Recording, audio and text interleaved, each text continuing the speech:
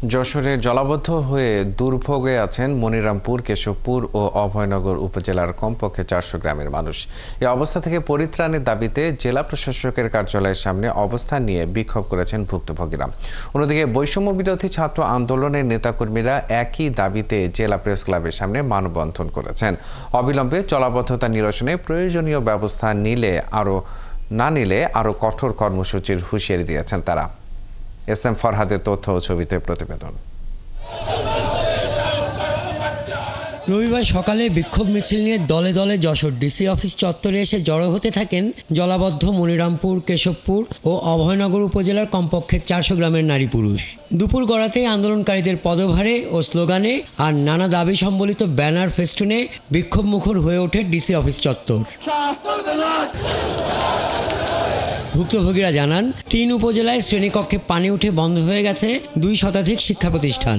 এছাড়া নানা বিড়ম্বনার কথা তুলে ধরে অবিলম্বে সমস্যা সমাধানের দাবি জানান তারা। একই সাথে স্থায়ী সমাধানের টিআরএম চালু সহ আমডাঙ্গা খাল খননের দাবিও জানান ভুক্তভোগীরা। এদিকে বৈষম্য বিরোধী ছাত্র আন্দোলনকারীরা প্রেস ক্লাব যশোরের সামনে একই দাবিতে মানববন্ধন করে। সামনে প্রি টেস্ট পরীক্ষা, তারপরে টেস্ট, তারপরে বোর্ড পরীক্ষা হবে। ছেলেমেয়েরা স্কুলে আসতে পারতেছে না, পড়াশোনা করতে পারতেছে না, কলেজের ক্লাস সব বন্ধ। 12 মাসে ওখানে পানিবন্দী অবস্থায় থাকতে হয়। তার ভিতরে আবার দেখা যায় যারা ভেড়িভাত করেছে অপরিকল্পিতভাবে করেছে, সেখানে পানি সরে না এবং সেখানে কোনো ফসলও হয় না। আমাদের ঘরে খাওয়ার নেই, জল খাবো কোথা থেকে, সেটাও আমাদের কল ডুবে গেছে।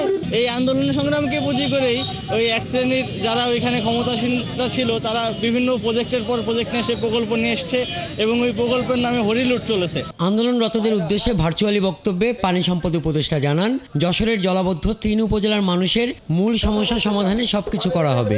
এছাড়া আন্দোলনকারীদের দাবির প্রেক্ষিতে ওই এলাকার কৃষি, এনজিও কিস্তি ঋণ মওকুফ সহ স্বাস্থ্য ও খাদ্যের ব্যবস্থা করার আশ্বাস দেন তিনি।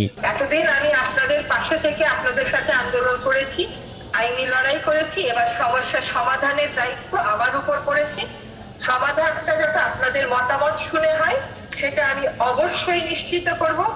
আমরা জানি যে আপনারা সেনাবাহিনীকে চান, সেটাও আমি মাথায় রেখেছি।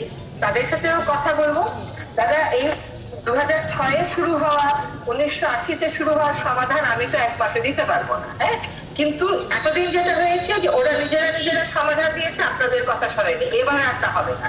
এদিকে বিক্ষোভের নেতৃত্ব দেওয়া ভবদহ পানি নিষ্কাশন সংগ্রাম কমিটির প্রধান উপদেষ্টা বলেন, এবার টিআরএম বাস্তবায়ন, আমডাঙ্গা খাল খনন সহ যাবতীয় কাজে লুটপাট ঠেকাতে স্থানীয়রা নজরদারি করবে।